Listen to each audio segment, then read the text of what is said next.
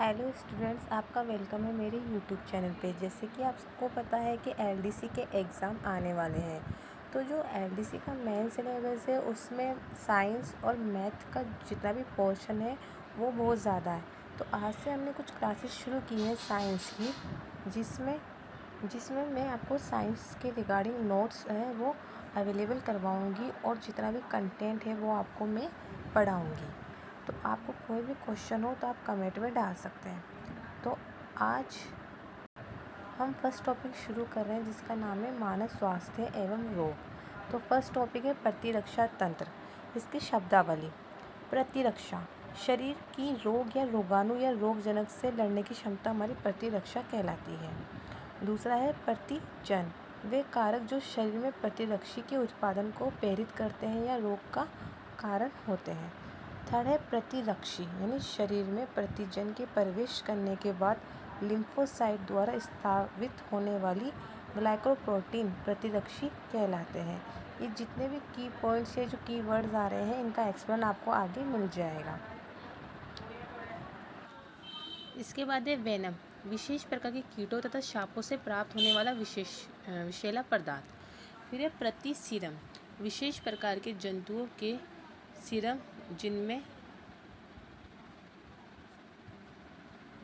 जिनमें विशेष प्रकार के प्रतिजन के विरुद्ध प्रतिरक्षी उपस्थित है। प्रदाह क्रिया, शरीर में किसी रोगजनक के प्रवेश पर शरीर द्वारा होने वाली विशेष प्रकार की क्रिया, जैसे तापमान में वृद्धि, त्वचा में लालपन आना, शरीर के किसी भाग में सूजन आना या दर्द होना। प्रतिरक्षा शरीर में उपस्थित वह क्षमता जो विभिन्न प्रकार के रोगों से लड़ने की क्षमता प्रदान करती है। मानव में ही दो प्रकार की होती है। पहले तो मैं इन पे कोई भी हाईलाइट नहीं कर रही हूँ, ताकि अगर आपको स्क्रीनशॉट लेना हो तो आप स्क्रीनशॉट ले सकते हैं। प्रतिरक्षा के प्रकार, जिसमें फर्स्ट है सहज प्रतिरक्षा। ये विशेष प्रकार की प्रतिरक्षा है जो जन्म के दौरान शरीर में उपस्थित होती है तथा बाहरी कारकों से शरीर की रक्षा करती है। यह 4 प्रकार की होती है। फर्स्ट है शारीरिक रोध, जब शरीर का कोई भाग रोगजनक को नष्ट करे या उसे फैलने से रोके तो उसे शारीरिक रोध कहते हैं। शरीर की त्वचा तथा जठरांत मार्ग व जनन मूत्र मार्ग पर उपस्थित श्लेष्मा या म्यूकोस शारीरिक रोध है। सेकंड है कायकीय रोध, जब शरीर की किसी क्रिया के द्वारा रोगजनक को नष्ट करे या फैलने से रोके तो उसे कायकीय रोध कहते हैं।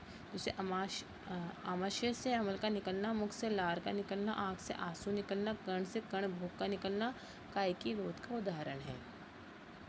इसका थर्ड है कोशिकीय रोध, जब शरीर में उपस्थित कोई कोशिका रोगजनक को नष्ट करे या उसे रोकने का कार्य करे तो उसे कोशिकीय रोग कहते हैं।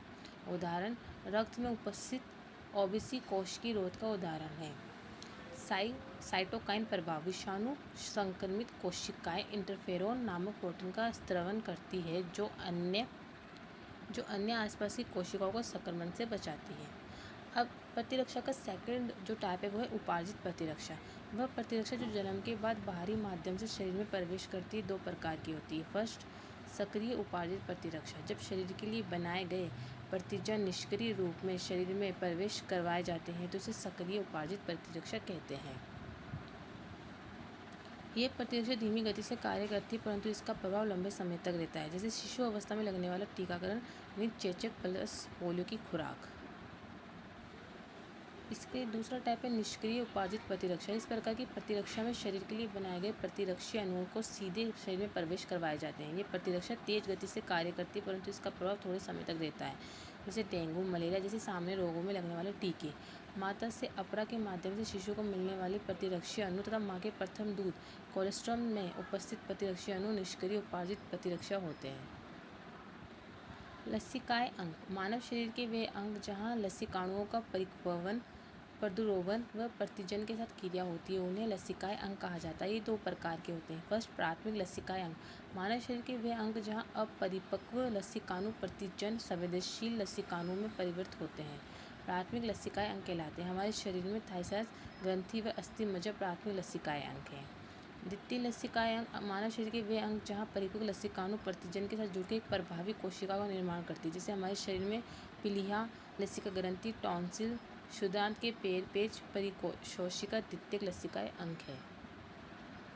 प्रतिरक्षी अणु मानव शरीर में किसी प्रतिजन के प्रवेश करने पर शरीर विशिष्ट प्रोटीन का निर्माण करता है, जिन्हें प्रतिरक्षी अणु कहा जाता है। उन्हें इम्यूनोग्लोबिन भी कहा जाता है, जब क्योंकि इनका निर्माण रक्त के प्लाज्मा की ग्लोबुलर प्रोटीन के कारण होता है। ये 5 प्रकार के होते हैं।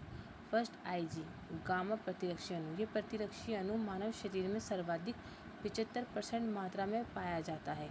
ये अणु शेष सभी प्रतिरक्षी अणुओं की प्रतिरोधकता व भक्षकाणु प्रवृत्ति को बढ़ाने का काम करता है। इसका सेकंड है आईजीए यानी अल्फा प्रतिरक्षी अणु।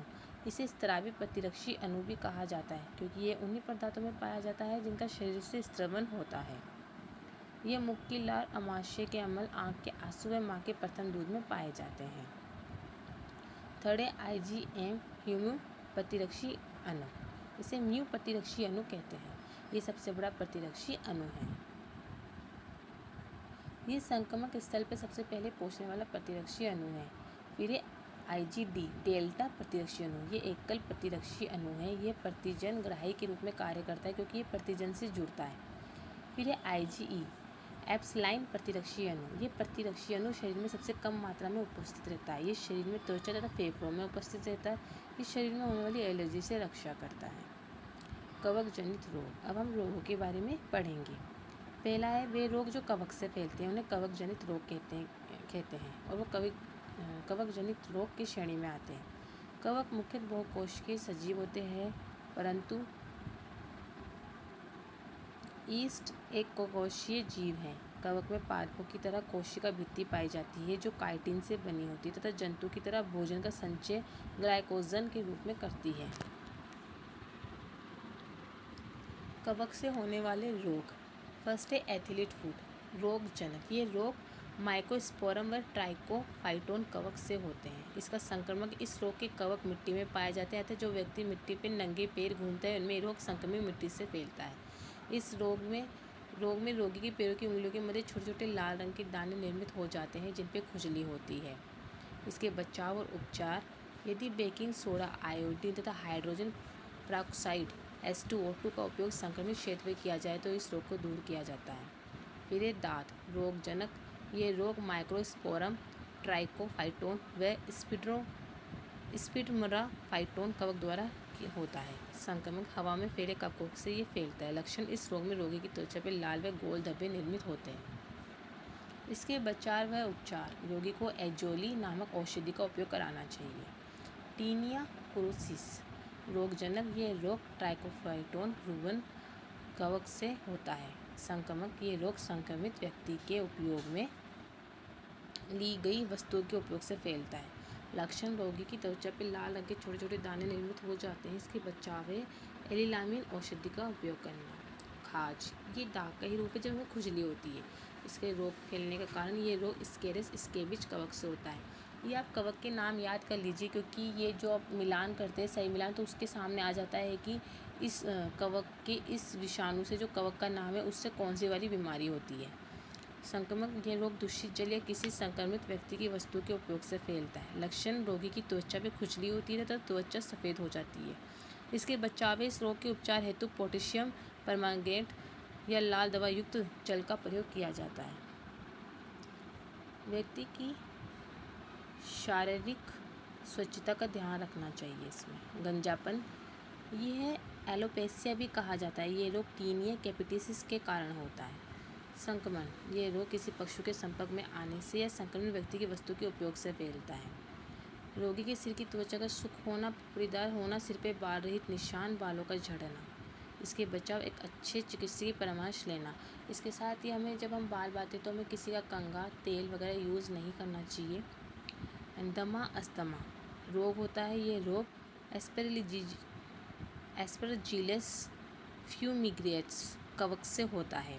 ये रोग वातावरणीय कारकों से फैलता है। इस रोग में रोगी की श्वास नली के भीतर चिकनी पेशियाँ व श्लेष्मा की मात्रा बढ़ जाने के कारण उनकी श्वास नली भीतर से मोटी हो जाती है तथा उन्हें श्वास लेने में प्रॉब्लम होने लगती है। इसके बचाव। डॉक्टर की सलाह लेना या फिर हर टाइम मुँह पे हैंकी रखना, बाहर धूल मिट्टी में नहीं निकलना। हेल्थ मीन्स जनित रोग। हेल्थीज जनित रोग। जो रोग प्लेटी हेल्थ मनीज तथा एसके हेल्थ हेल्मनथ्रीस वर्ग के जीवों से फैलते हैं उन्हें हेल्मनथ्रीस जनित रोग कहा जाता है। इन दोनों वर्गों के जीव परजीवी के रूप में किसी परपोषी में रहते हैं, इसलिए उन्हें कृमि भी कहा जाता है। इसे कृमि द्वारा फैला हुआ रोग भी कहा जाता है। फाइलेरिया यानी हाथी पाँव, इस रोग में फील पाँव रोग भी कहा जाता है। रोगजनक ये रोग वाउचेरिया ब्रैकोफाइटाई कृमि से होता है। संक्रामक ये रोग क्यूलेक्स मच्छर के काटने से फैलता है। ये मच्छर इस रोग का वाहक है। रोगी के पैरों में लसिका ग्रंथियों में सूजन आ जाती है, जिससे पैर फूल के मोटे हो जाते हैं। गंभीर स्थितियों में रोगी के जनन अंग भी प्रभावित होते हैं। इस रोग में रोगी को हेप्टाजन औषधि का उपयोग करना चाहिए। रोगी को प्रोटीन व चर्बी युक्त भोजन नहीं करना चाहिए। एस्केरियासिस रोग, इसे एस्केरियासिस रोग भी कहा जाता है। एस्केरिस लुम्बिकाइडस कृमि के कारण होता है। ये रोग दूषित जल व भोजन के कारण फैलता है। इसके लक्षण है पेट में दर्द, मरोड़ पड़ना, दस्त, बेचैनी, उल्टी, निर्जलीकरण, शारीरिक व मानसिक दुर्बलता। इसे हम फूड पॉइजनिंग भी कह सकते हैं। बस दूषित जल और भोजन का सेवन नहीं करना चाहिए। टीनियासिस, इस रोग के पोर्टेबम भी कहा जाता है। ये रोग टीनियम सोलिनम कृमि के कारण होता है। यह कृमि मनुष्य के आंत में परजीवी के रूप में निवास करता है, जो मल के द्वारा बाहर आके हमारे भोजन तक पहुंचता है। अतः यह रोग दूषित जल व भोजन से फैलता है। यह कृमि सुअर की आंत में भी पाया जाता है, अतः यह सुअर का कच्चा मांस खाने से भी रोग फैलता है। इसके लक्षण पेट दर्द, मरोड़ पड़ना, दस्त लगना, बेचैनी होना, उल्टी, निर्जलीकरण, शारीरिक व मानसिक दुर्बलता। रोगी को निकोलसन औषधि का उपयोग करना चाहिए। तो स्टूडेंट्स, आज की क्लास इतनी ही है। मैं इस तरह आपकी पूरी साइंस से वो 15 to 20 डेज़ में कंप्लीट कराने की कोशिश करूँगी। आप जितना भी कंटेंट आपको साइंस का चाहिए वो आपको मेरे चैनल पे मिल जाएगा। डीप से डीप टॉपिक जो एलडीसी के एग्ज़ाम में आ सकते हैं वो आपको मैं उपलब्ध करवा दूँगी। मैं कंटेंट के माध्यम से आपको पढ़ा रही हूँ। ये कंटेंट जहाँ जहाँ से मिल रहा है मैं लिख रही हूँ और उन्हें इकट्ठा उनको कलेक्ट कर रही हूँ। ऐसा नहीं है कि सिर्फ मैंने ही इसे कलेक्ट किया है या फिर मैंने लिखा है, मैंने जगह जगह से कलेक्ट करके आपके लिए इसे बनाया है। ठीक है, थैंक यू सो मच।